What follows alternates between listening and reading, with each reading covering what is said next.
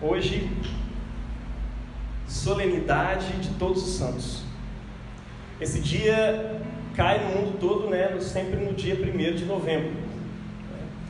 E foi uma adaptação, como várias outras adaptações históricas, para poder se celebrar coisas importantes. Celebrava-se antes tinha um panteão de deuses romanos, e um dos bispos da igreja lá em Roma pegou um lugar, um coliseu, onde tinha vários santos, vários deuses, na verdade, e fez uma paróquia, uma capela para todos os santos cristãos, entendendo-os como homens que deveriam ser lembrados e honrados, mas que grande parte deles não foram lembrados, como Lucas, Tiago, João, Pedro, Paulo, eram os mais lembrados, inclusive. Mas a gente é protestante, A gente celebra essas coisas. Então, nós vamos falar um pouquinho aqui hoje sobre a perspectiva anglicana e cristã de santidade, E um pouquinho sobre essa coisa de festas, solenidades e tal, Sim, nós celebramos Dia de Santos ou Dias Santos. Para nós, eles são importantes, tá? Faz parte da nossa espiritualidade. E já se celebrava, os santos desde o século II. Isso é muito antigo na história da igreja, não é novo. É um trem que a igreja católica inventou isso aí. Depois do Lutero, ficaram lá com raiva e botou todo mundo para adorar santo. Não, ninguém fez isso. A igreja celebrava, a vida dos santos, como forma de quê? De honrar a fé de Paulo, de Pedro, de Maria, de Mateus, E geralmente pela memória da data do martírio dessas pessoas, Quando elas morreram, eles se lembravam da sua data, da sua morte, que foi uma oferta de adoração a Deus. Foi um sacrifício literalmente vivo, santo e agradável a Deus. E depois, através de capelas em suas homenagens, o pessoal lembrava daquela capela, ou no local onde aquela pessoa tinha morrido. Depois de um tempo de dominação cristã no Império Romano, começou-se a construir capela nos lugares onde aqueles santos teriam morrido, aquelas pessoas teriam morrido. Mas santo, a partir de que perspectiva, se honra um santo?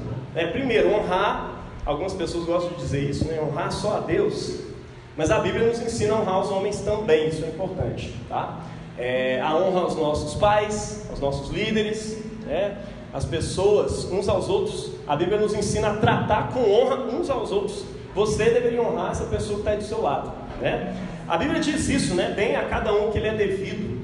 A quem imposto, a quem temor, a quem honra. Então assim, a honra não pode ser um tabu para o cristão. A gente honra pessoas, sim, isso é importante. Mas e os mortos, Olha, o livro de Hebreus, lá no capítulo 13, versículo 7, ele vai falar assim: lembrem-se dos vossos guias, os quais vos pregaram a palavra de Deus, e considerando atentamente o fim da sua vida, imitai a fé que tiveram. É sobre isso, é sobre olhar para trás, aqueles que deixam um legado atrás de si, olhar para a fé deles e dizer: eu vou honrá-los, eu vou honrar a fé que eles tiveram. Não é sobre adorá-los, porque nem aqui, inclusive nem na igreja católica, para você que acha que é assim, lá também não se ensina a adoração aos santos, tá? É certo que às vezes a veneração é muita, mas não se ensina isso na teologia oficial da igreja católica, tá? O povo lá não adora aos santos, não adora imagens e coisas do tipo, tá? Mas voltando aqui à nossa perspectiva, nós olhamos para a vida dessas pessoas e nos inspiramos em Deus. E mais do que nos inspirar, como se fosse um coach, um coach morto, a gente olha para trás e fala: caraca, esse cara é muito bom, eu me inspiro nele. Mais do que isso, nós precisamos, de acordo com a palavra de Deus, imitar a fé que eles tiveram. E cada um deles nos ensina coisas incríveis. Você vai ver João Batista, Você fica assim: poxa, tem o dia de São João, Aqui no Brasil, graças a Deus, virou uma festividade, a galera faz quadrilha, e o crente que era exatamente quem deveria estar celebrando, fica em casa travado, falando, não vou participar disso, misericórdia, de festa de ídolos e coisas do tipo. Mas isso é uma festa cristã, né? Embora o mundo tenha secularizado ela num nível. Eu fico triste porque quando o cristão sai de cena, essas coisas são secularizadas e são celebradas como se fosse nada. Eu estava vendo uma festa junina acontecer na porta da igreja aqui, e foi resumida a bebedeira, aquele negocinho que fica assim, aquelas bandeirinhas. Nada que fizesse, que remetesse a João, a vida de João Batista, né? Nada que remetesse a Cristo, que é o Senhor, nada. Essas festas foram criadas, gente, para mais do que um catecismo, a gente celebrar. Celebrar marca a gente muito mais do que estudar sobre. E, cara, quando você olha para a vida de João, né, um cara que foi cheio do Espírito Santo desde o ventre, isso deve nos inspirar. É um cara que prega a verdade de Deus e não tem medo de falar diante das suas autoridades, que denuncia injustiças e morre por causa disso.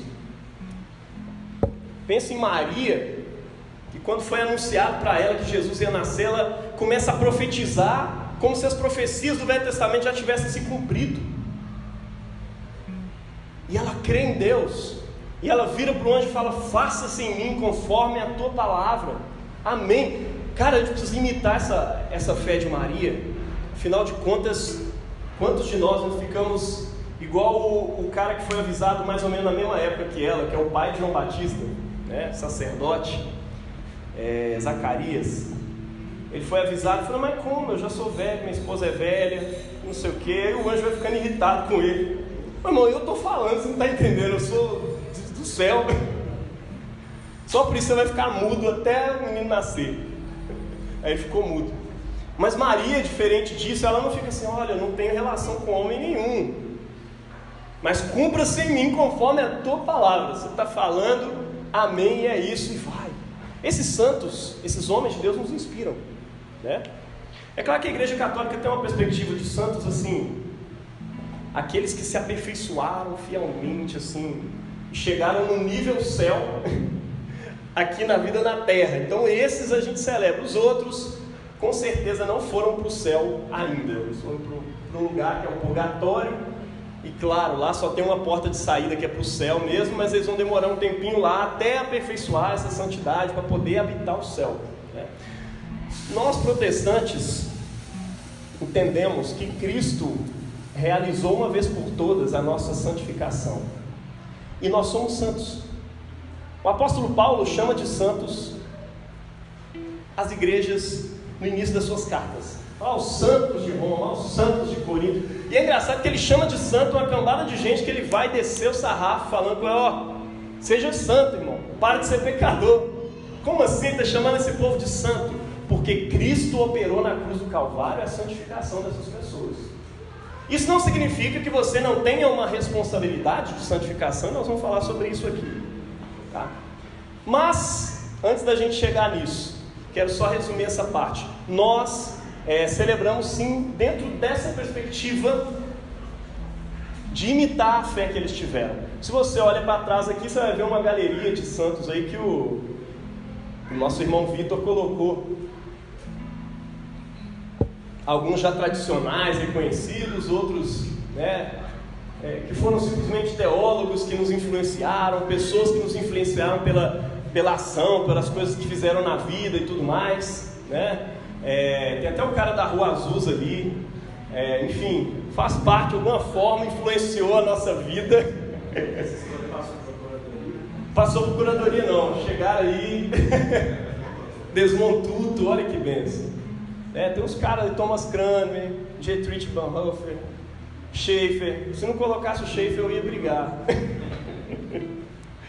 E tem um monte de caras aí. Mas porque a gente olha para a vida deles e se inspira em Deus. A gente quer imitar a fé que eles tiveram, a vida que eles tiveram, a luta que eles fizeram.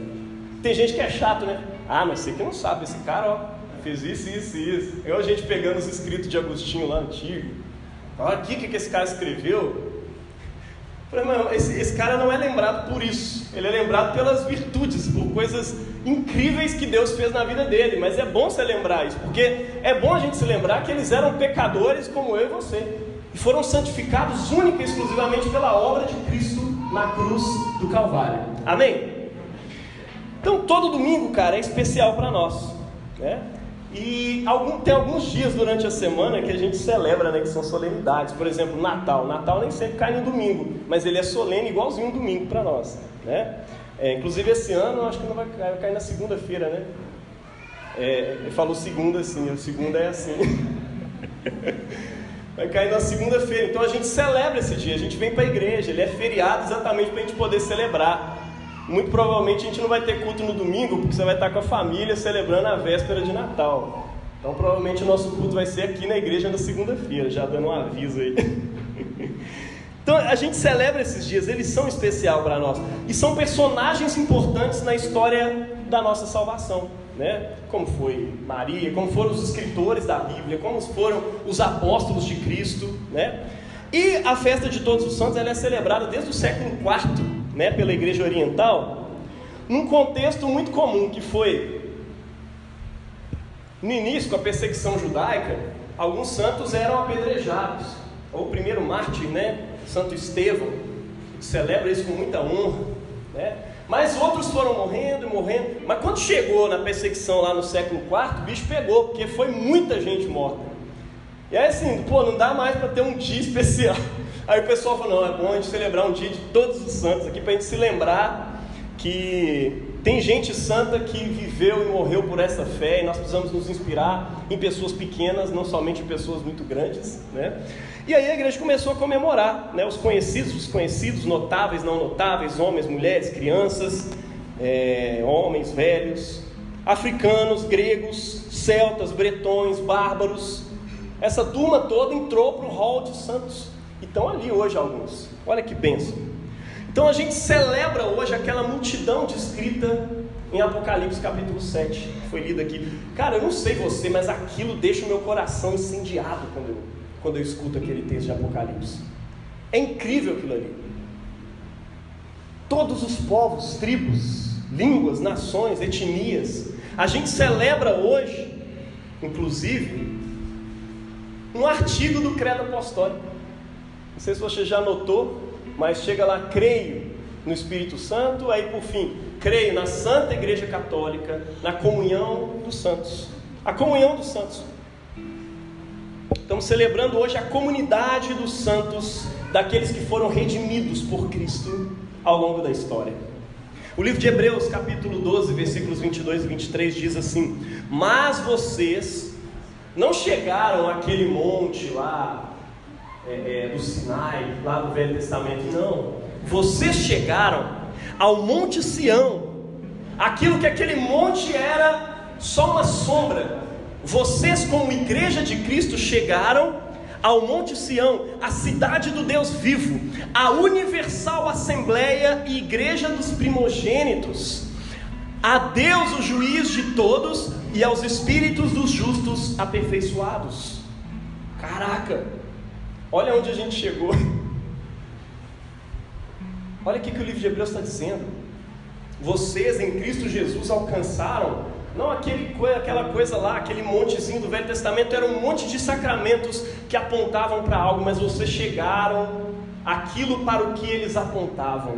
Vocês chegaram à Nova Jerusalém, vocês chegaram ao Deus vivo, vocês chegaram a uma comunidade formada por todos os santos, os espíritos dos justos aperfeiçoados. Caraca, que coisa mais espírita, né, no livro de Hebreus, assim, os espíritos aperfeiçoados. Misericórdia. Mas isso aqui é mais cristão do que você possa imaginar, meu irmão. Cristo aperfeiçoa essas pessoas.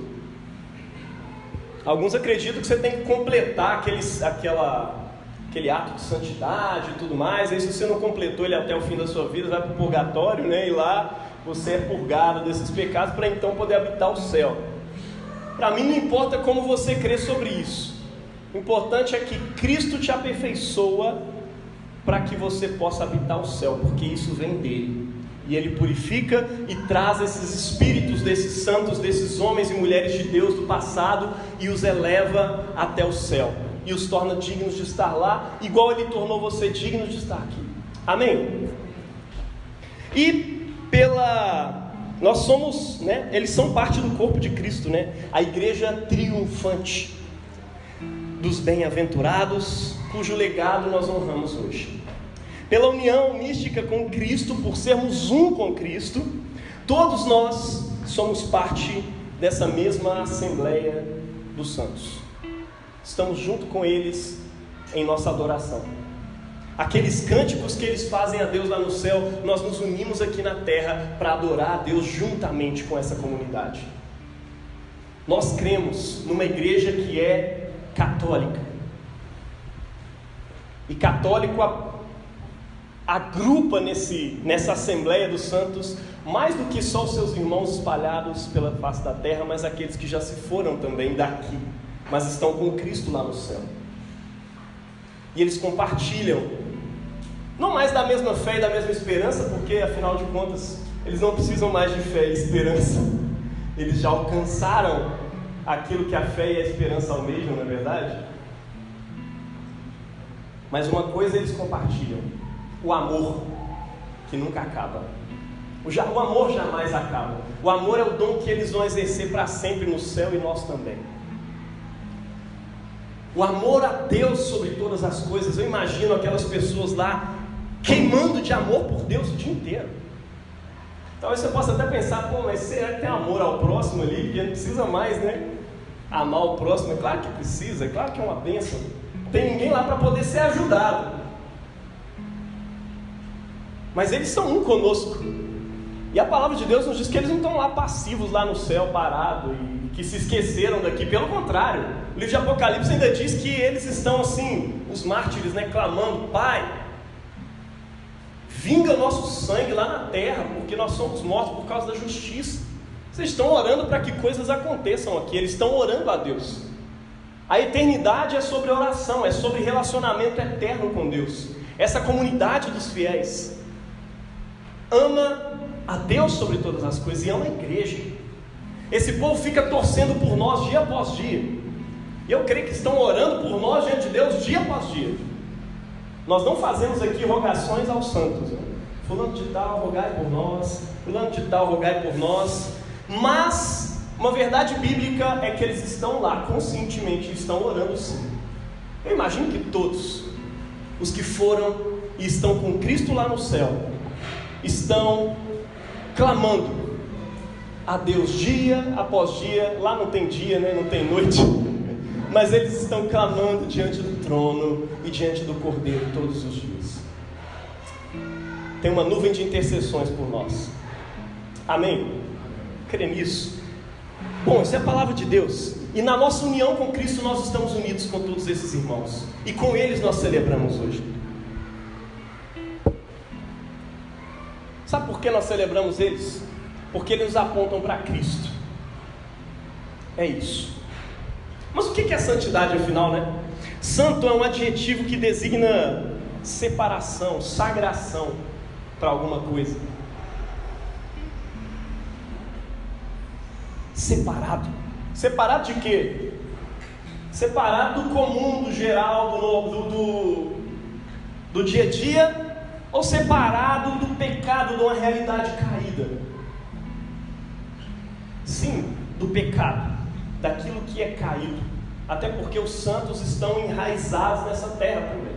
São homens comuns como eu e você, pais, mães, filhos, de todos os tipos, com todos os trejeitos, espectros, cor, raça, etnia, todos eles estão lá diante de Deus.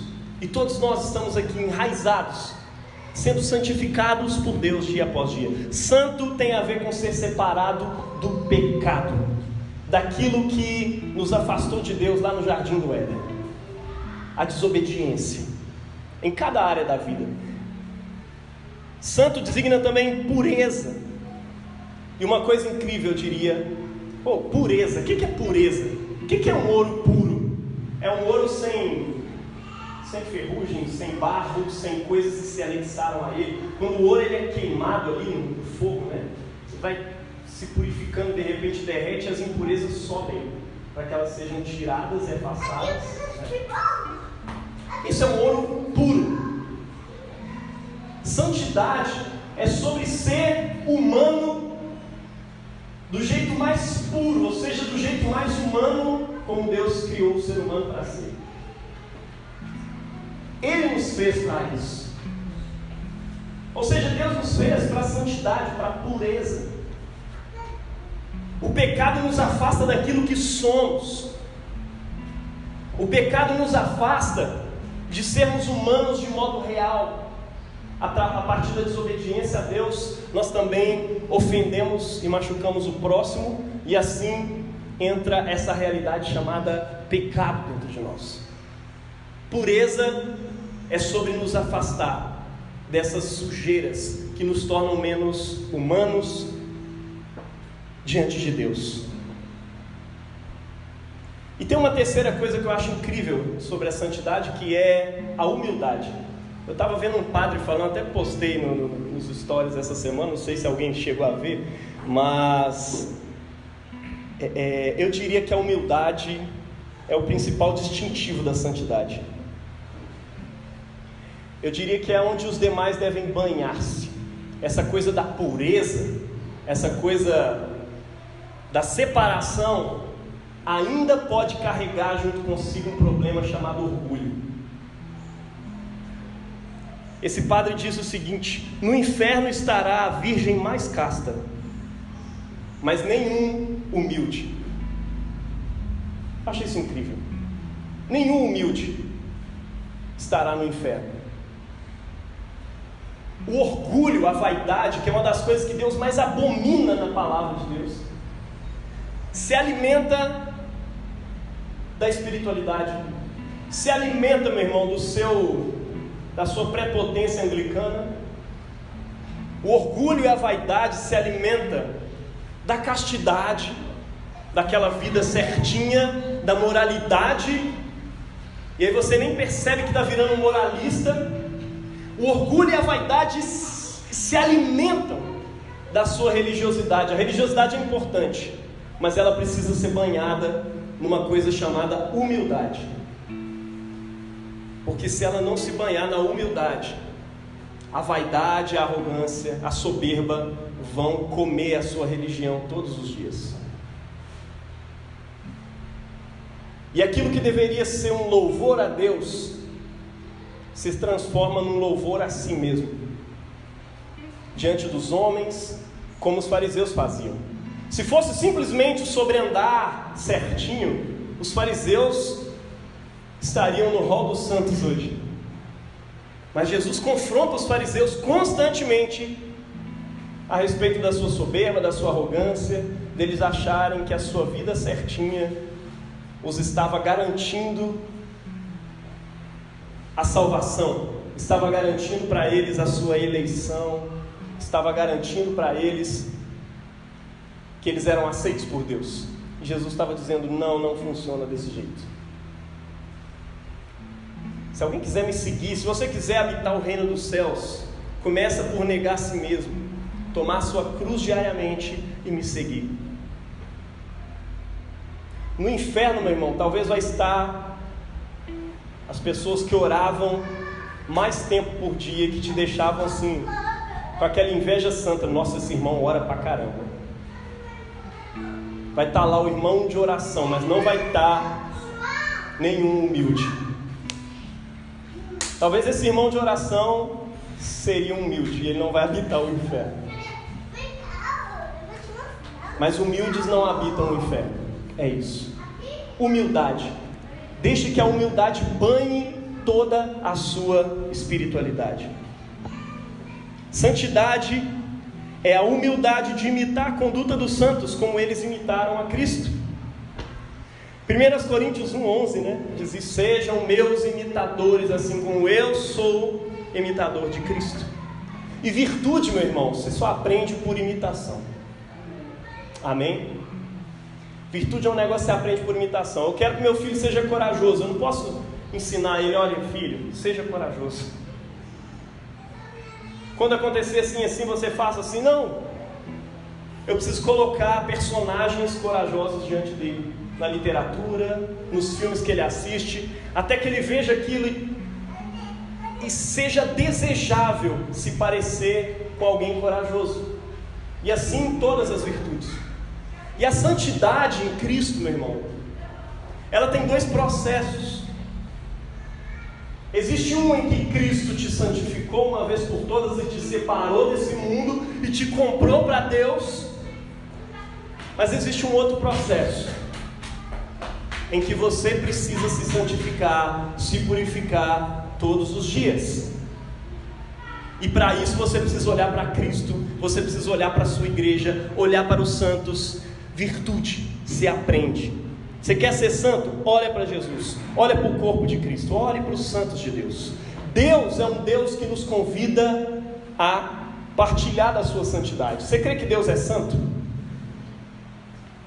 Olha só, Levíticos 11:45 diz o seguinte: porque eu sou o Senhor, que vos fiz subir da terra do Egito, para que eu seja o vosso Deus, e para que sejais santos, porque eu sou santo.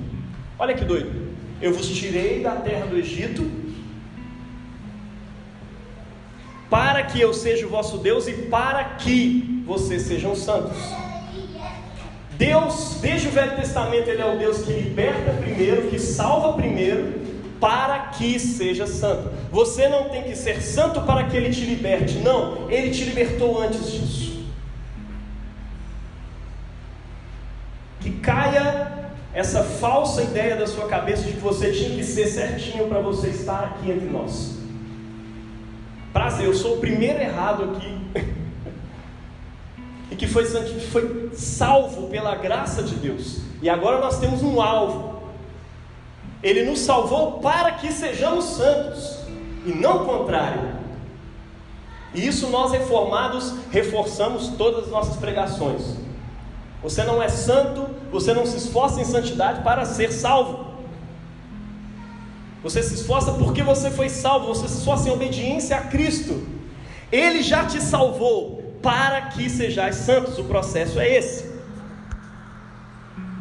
O motivo da nossa santificação não é a salvação, mas é a glorificação, é a adoração, é o amor, é a imitação daquele que nos salvou. Para que vocês sejam santos. Por quê? Qual que é o motivo? Eu sou santo. As pessoas gostam de imitar os seus pais. O Joãozinho, tem hora que ele é uma cópia. Eu fico assim, caraca, ele até senta para ver televisão igual eu. Tudo tá na frente do sofá. E às vezes eu faço alguma coisa, ele vai lá e imita. Eu falo, nossa, eu tenho que tomar muito cuidado, porque ele imita tudo. Esse texto aqui é um chamado de Deus para que o povo seja santo. Veja, eu vos libertei, eu vos salvei, vos santifiquei, para que vocês sejam santos. Por quê? Porque eu sou santo. Eu quero que você olhe para mim e deseje ser santo como eu sou. É uma relação, meu irmão, de amor. Há um aspecto aqui em que Deus realizou, mas há outro aspecto em que nós devemos desenvolver a nossa salvação com temor e tremor. Filipenses 2, capítulo 2, versículo 12, nos diz que nós devemos desenvolver a nossa salvação com temor, em temor e tremor. Santidade é uma questão de amor e é uma questão de responsabilidade diante de Deus. No Novo Testamento não é diferente. O texto de 1 João que foi lido aqui diz o seguinte: purifica-se a si mesmo, qualquer que nele tenha essa esperança. Olha o texto completo, ele está dizendo o seguinte: é um apelo ao amor de Deus. Santidade não é um apelo à moralidade, santidade é um apelo ao amor de Deus. Olha o que o apóstolo João diz: vejam que grande amor nos tem concedido o Pai, chamar-nos filhos de Deus. Você tem noção, cara? Deus te amou tanto que Ele começou a te chamar de filho. Filho, filho, filho. É assim que Ele te chama. Ainda não se manifestou o que haveremos de ser, o que havemos de ser.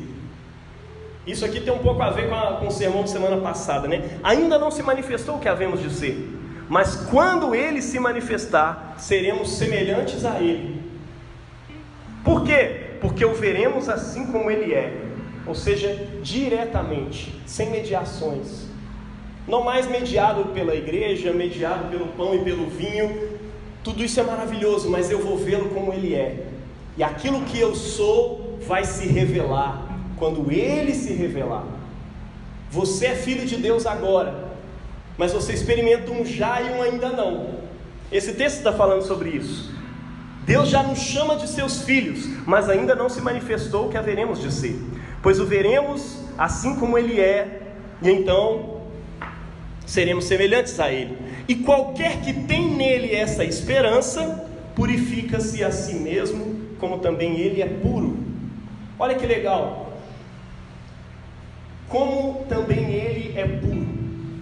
Quem tem em Cristo essa esperança, de que você ainda não se manifestou aquilo que você é por dentro. Eu espero a chegada de Jesus, e todos aqueles que aguardam a vinda de Jesus, aguardam uma santa expectativa, mas amando a Jesus tanto, que se purifica a si mesmo, assim como Ele também é puro. Ou seja, eu olho para Jesus e eu vejo a sua pureza, não há imperfeição na imagem de Cristo. Você concorda comigo? Jesus não é impuro, pelo contrário, Ele é o ser humano perfeito, Ele é Deus perfeitamente. Eu olho para Ele na minha liturgia, na palavra de Deus, na oração diária, porque eu olho para Ele nessas orações ao longo do dia, e eu desejo, o meu desejo por Deus vai me purificando das minhas impurezas. E sim, eu peco, e muitas vezes torno impuro de novo, e eu vou constantemente nesse processo até o fim. E olha, existe progresso, existe aperfeiçoamento dos santos. Calvino inclusive falava sobre isso. Eu achava que não, né? Teologia do Calvino, Jesus nos santificou e acabou, e agora eu espero, né, a salvação. Mas ele fala sobre isso, que os santos precisam aperfeiçoar-se. E há pessoas em estágios de aperfeiçoamento e vão crescendo. E nós precisamos ter isso em mente. Nós precisamos crescer em santidade. Crescer em santidade precisa ser um alvo para nós. Santidade não pode ser aquele assunto chato para nós cristãos, sabe? Vem falar de santidade de novo, moralismo e tal.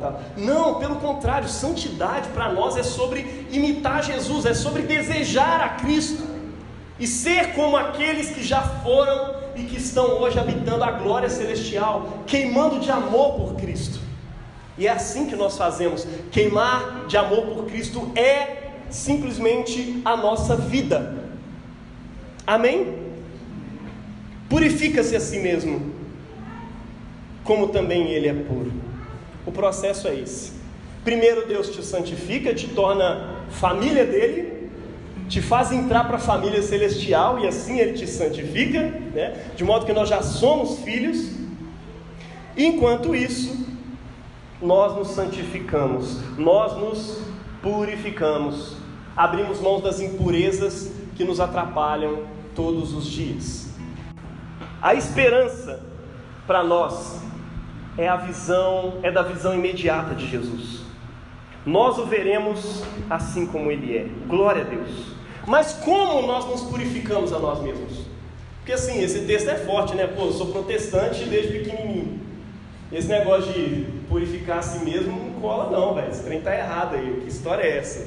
Eu me purifico, não é o sangue de Jesus que me purificou? Eu falo, mas olha só, irmão, você tem que entender o seguinte: Bíblia é Bíblia, é palavra de Deus. Eu sei que algumas pessoas assim tendem a usar, Dietrich Bonhoeffer chama muita atenção disso no livro Discipulado, se eu não me engano. Ele critica o lance de pegar uma visão teológica e a partir dela ir para a Bíblia. Ele fala, primeiro você tem que ir para a palavra. É a palavra que tem que determinar a sua visão teológica e não o contrário. Porque assim muitos transformaram a graça de Deus numa graça barata, né? Eu fui salvo pela graça, mediante a fé, e agora estou aguardando a salvação. Esse lance de me purificar, não preciso mais. Não preciso ficar preocupado com isso, porque Jesus já me purificou. Não, precisa sim, irmão. E a palavra de Deus está dizendo isso. Quem tem nele essa esperança precisa purificar-se a si mesmo, assim como ele é puro. Mas como nós nos purificamos? Olha, uma coisa que eu posso te dizer: olhe para aqueles que são santos e que foram aperfeiçoados, para aqueles que já habitam o céu, para aqueles que nós lemos aqui em Apocalipse capítulo 7. Olha só, alguns costumam colocar uma lente de uma visão dispensacionalista e interpreta esse texto assim de um modo bem avacalhado. Porque teve um tempo da grande tribulação, aí eles passaram pela grande tribulação e agora estão vindo e tal. Mas para os primeiros cristãos que leram esse texto de Apocalipse, meu irmão, aqueles irmãos que estão ali, chegando de todos os povos, tribos, línguas e nações, se aproximando com vestes brancas, João está vendo um retrato do céu, do jeito que o céu é. E lá tem gente de todo povo, tribo, língua e nação chegando. E ele pergunta, um dos 24 anciãos pergunta: quem são esses? Aí João fala: mas o Senhor que sabe, eu não sei. Falou: esses são os que vêm de grande tribulação. O que é isso? Ele está falando desse tempo, ele está falando da terra, ele está falando da era do nosso século. Esse mundo é uma grande tribulação. E ele está falando simplesmente de todos os cristãos ao redor do tempo da história que adentram os céus, tá? E todos eles estão lá. E existem características a respeito deles. Primeiro, aqui está dizendo que eles são santos. Eles chegaram com vestes brancas diante do trono e do Cordeiro. Olha só, primeira coisa que eles têm: eles reconhecem uma única fonte da sua salvação. A pergunta que ficou para nós é: como me purificar a mim mesmo? Como eu devo me purificar de acordo com a palavra? Como eu me santifico? Como eu me purifico de acordo com o que João está dizendo aqui? Bom, um outro livro escrito por João, o Apocalipse, está dizendo a respeito dos santos. Primeiro, eles reconhecem uma única fonte de salvação. Eles vêm de toda parte com ramos. Isso me lembra lá aquele domingo de Ramos, né, em que todos estavam com ramos nas mãos, reconhecendo o senhorio de Jesus, reconhecendo Cristo como Messias, né? E eles clamam em alta voz: ao nosso Deus que está sentado no trono e ao Cordeiro pertence a salvação. Meu irmão, primeira característica dos santos: não ter em nenhum outro senão em Cristo e em Deus a sua fonte de salvação. Talvez você esteja ouvindo isso e dizendo: mas isso é muito óbvio, eu não tenho outra fonte de salvação a não ser Jesus. Até o momento em que seus ídolos começam a ser confrontados e revelados, e aí de repente uma ruga aparece, e aí seu mundo desaba. Meu Deus, a minha beleza foi embora. E aí o seu mundo desaba de verdade. Mas você é salvo, cara, você faz parte do povo de Deus, e aquilo é tão forte para a pessoa, cara, não importa. E aí de repente você começa a perceber que coisas bobas como a beleza, ou o seu carro, ou a sua carreira de sucesso, de repente ocuparam o lugar de Deus na sua vida. Eles são fontes de salvação. Porque o que é salvação aqui? É aquilo que te dá segurança, que te faz respirar aliviado. Tem gente que, se o emprego for ameaçado, o desespero é gigante num nível assim: cara, acabou a minha vida. E tem gente que realmente acaba com a sua vida. Na quebra da bolsa em Nova York, em 29, muitas pessoas se suicidaram, porque tudo o que tinham era meramente muito dinheiro. Isso, da perspectiva do reino de Deus, não é nada, mas para essas pessoas, esse era o Deus. E quando o seu Deus morreu, eles também se entregaram à morte, porque não havia mais esperança. Veja, salvação tem a ver com esperança, com aquilo que te faz respirar. Os salvos ao longo da história muitas vezes sofreram o espólio dos seus bens, perderam família Imagina, cara, a família, de acordo com C.S. Lewis, é um bem tão precioso, digno de ser transformado muitas vezes num ídolo. E quando se trata da família, de repente Deus pode até ficar de lado. Muitas pessoas fazem da família o seu ídolo. E muitas vezes nós temos ídolos e mais ídolos e mais ídolos, e deixamos que a salvação pertença a eles. Mas aqui eles estão dizendo que a salvação pertence ao Senhor e ao Cordeiro. Sabe o que é isso, meu irmão? É um nível de confiança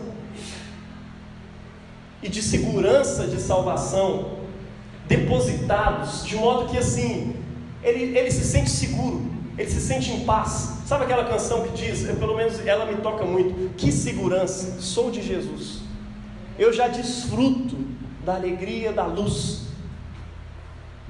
Essa é a nossa segurança.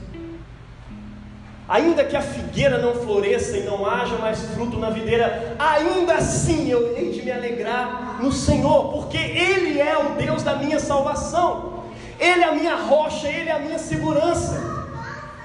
Aprenda hoje a olhar para esses santos e aprender deles que Deus, que Jesus, o Cordeiro que está sentado no trono, é a única fonte da sua salvação.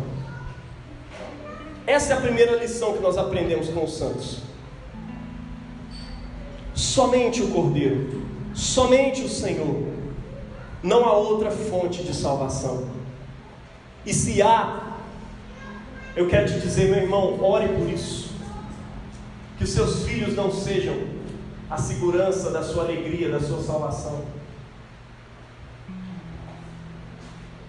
Que o seu papel de mulher ou o seu papel de homem não sejam aquilo que te conferem dignidade e sensação de que você é alguém. Não, você é alguém porque você foi aceito pelo Cordeiro, porque o Cordeiro te purificou dos seus pecados e te trouxe para dentro da família trinitária. Você é alguém porque você agora é filho de Deus. Essa é a sua identidade, essa é a identidade que te torna seguro. Há pessoas que têm se segurado na identidade política, em identidades culturais, em identidades de gênero e sexualidade. Gente, essas identidades são passageiras e elas se vão.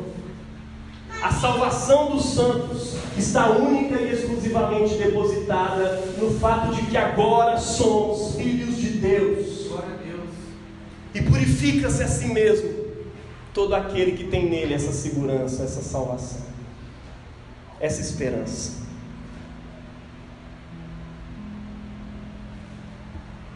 Uma segunda coisa que eles fazem é sobre a sua perseverança. Eles vêm de grande tribulação. Você vem de onde? Como é que está o entorno da sua caminhada? Está fácil?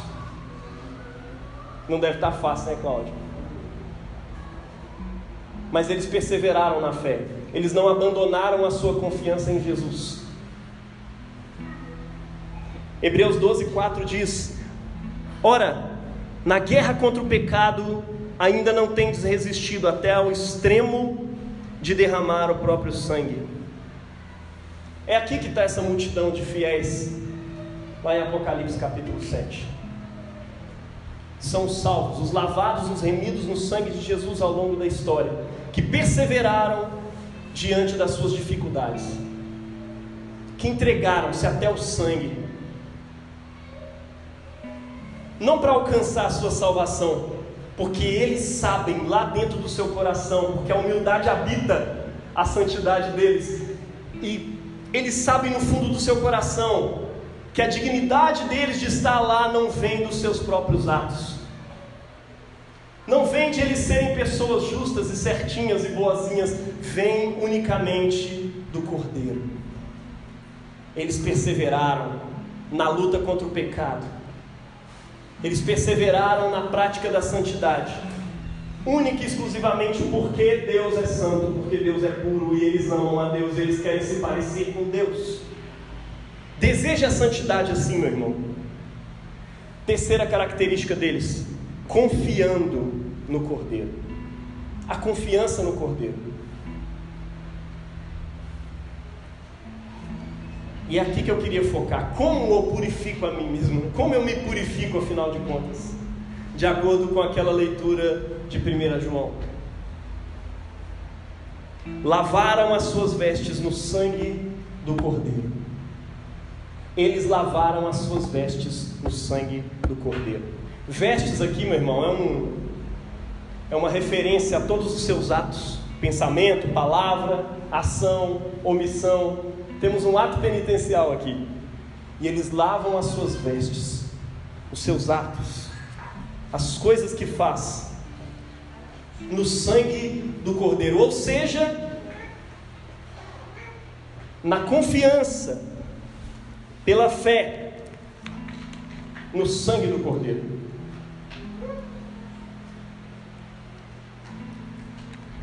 Tudo que eles fazem tem essa característica. A confiança no sangue de Jesus. Eles lavaram tudo que eles fazem no sangue do Cordeiro. Sabe o que é isso, Jesus? O Senhor pagou um alto preço pela minha vida. Purifica o meu trabalho, purifica meu pensamento. Que o poder desse sacrifício purifique tudo aquilo que eu faço. Que cada uma das minhas atitudes seja glorificação ao Deus Santo, que se fez carne por mim, morreu na cruz do Calvário. Isso é fé. Andar no Espírito, viver essa vida que agora vivo na carne, pela fé, ou seja, pela confiança no Filho de Deus. O apóstolo Paulo fala isso, né? Eu já estou crucificado com Cristo e agora vivo, não mais eu, mas Cristo vive em mim. E esse viver que agora tenho na minha carne, eu vivo pela fé no Filho de Deus. Ou seja, o que é viver pela fé? É crucificar tudo que eu tenho, tudo que eu faço. Tudo que eu faço agora é pela confiança que tenho em Cristo, de modo que Ele vive em mim, não mais eu que vivo, mas Ele vive em mim. Purificar-se é parar de impedir Jesus de agir através de você. Purificar-se é parar de impedir as mãos de Cristo de atuar através das suas mãos. É parar de impedir a voz de Cristo de ser falada através da sua boca. Purificar-se é viver pela confiança no sangue do Cordeiro. E é engraçado porque confiança, fé, eu trago o Dietrich de novo aqui. Eu sei que tem um pessoal mais engajado aí no Bonhoeffer do que eu. Se eu estiver falando besteira, pode corrigir. Mas eu achei interessante naquele livro Discipulado, tem um dos capítulos, eu não me lembro, tem muito tempo, onde ele vai trabalhar essa coisa da fé e da obediência. E ele trata essas duas coisas, essa confiança. Fé, meu irmão, fé é nada mais do que isso, né? Tem gente que entende fé assim, é uma força aqui que eu vou focando, e agora eu tenho fé. E agora eu acredito, agora vai acontecer, e você ora e a coisa acontece. Não, fé é sobre confiar em Jesus, tá? E a característica desses santos é que eles confiaram no sangue do Cordeiro, ou seja, eles confiaram na obra que Jesus fez na cruz. Quando a Bíblia se refere a Jesus como Cordeiro, ela está falando sobre isso, sobre a obra que Cristo fez na cruz do Calvário. Então eles têm uma confiança no Cordeiro. E a fé, ela não pode ser desligada, a não ser que você crê numa graça barata. A fé não está desligada da obediência. De acordo com o Bonhoeffer, ele é como se fosse duas faces de uma mesma moeda. Fé é obediência. Você não obedece se você não tiver fé, se você não confiar. E você não confia se você não obedece. Afinal de contas, é na obediência que a fé se manifesta. Está entendendo? Ou seja, como eu me purifico? Lavando as minhas vestes no sangue do Cordeiro, confiando no sangue do Cordeiro. E essa confiança no sangue do Cordeiro não tem a ver simplesmente com um assentimento mental, reconhecendo, olha, o sangue de Jesus purifica os meus pecados, e agora eu vou viver minha vida do meu jeito. Não! tem a ver com confiar e obedecê-lo a todo instante. Essa purificação não implica simplesmente uma confiança mental, tem a ver com obras de obediência, prática da justiça. Amém? Pratique, esforce-se, porque o seu esforço em Cristo não é em vão. Esforce-se sim contra o pecado. A palavra diz isso e isso é importante. Tem gente que acha, não, eu estou esforçando demais, eu deveria confiar na graça. Sim, você tem que confiar na graça, porque Jesus te purifica, Ele te perdoa, Ele já comprou a sua entrada na eternidade. Purifique-se, se preocupe com a sua purificação para que você glorifique a Deus. Ele te chamou para isso, para a santificação. Imite esses santos. E uma última coisa que eles fizeram, eles adoram, eles estão diante do trono de Deus e o adoram de dia e de noite no seu santuário. Eles se oferecem a Deus como um sacrifício vivo, santo e agradável. O maior tesouro desses santos é essa adoração, essa união celestial com Cristo através da oração. Olha só, meu irmão, o maior tesouro dos santos é o relacionamento deles com Deus. Se eu pudesse tirar aqui, olha, o que esses caras fizeram ao longo da história para habitar esse rol de santos, eu vou dizer para você, a relação com Deus. Eles não ignoraram a importância do seu relacionamento com Deus, porque é do relacionamento com Deus que brota a sua obediência e a sua fé, que são duas faces de uma mesma moeda. É da relação com Deus que essas coisas brotam, é da vida de oração que eles tiveram.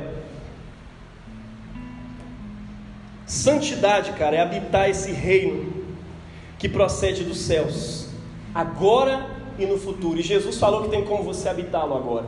Ele disse que a vida eterna do futuro é essa: que conheçam a Deus, que conheçam a Ti, o único e verdadeiro Deus, e a Jesus, o Messias, a quem enviaste. O que é a vida eterna? O que é essa habitação dos santos? Conhecer a Deus. E não tem como você conhecer a Deus, meu irmão, sem oração, sem meditação na palavra. Jesus disse isso ao Pai nessa mesma oração: Pai, santifica-os na verdade. A Tua palavra é a verdade. Aonde você deve ser santificado, meu irmão? Na palavra de Deus. Amém? É para essa palavra que Ele está te convidando. Santifique-se nela. É habitar a parte que não será tirada. Eu não sei se você lembra, Maria e Marta estavam ali, e Marta estava descansando em Jesus. Marta estava invocada porque ela estava lá nos seus serviços, no seu papel de mulher naquele tempo, invocada. E ela vai reclamar com Jesus, e Jesus diz: olha, Maria escolheu a melhor parte, e essa parte não lhe será tirada. Ele não estava querendo dizer simplesmente naquele tempo: olha, eu não vou tirar ela daqui não. Mas ele está falando da partir da chegada da nova criação.